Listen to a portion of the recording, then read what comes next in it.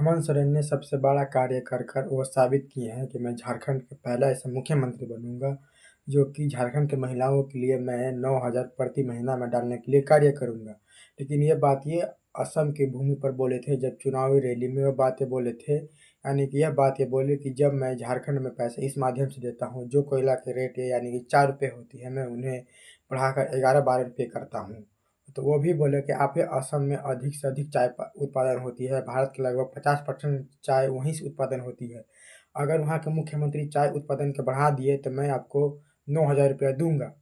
अगर 9,000 रुपया दूंगा तो आपको अच्छा खासा ज़िंदगी उत्पन्न हो सकती है और आप आराम से ज़िंदगी जी सकते हैं।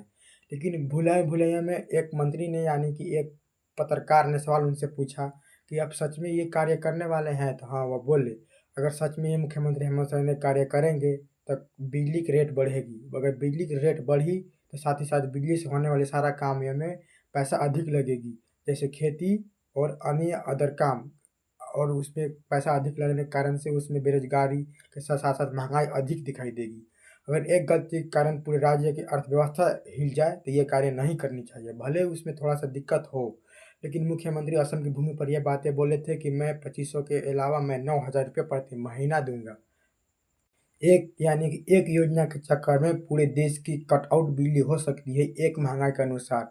यानी कि मैं आपको साफ शब्दों में बताना चाहता हूँ, यानी कि अभी के दौर में जो अभी मतलब कोयला अभी लगभग 22 से 25 रुपये होगी, वह बढ़ोतरी देखा जा सकता है।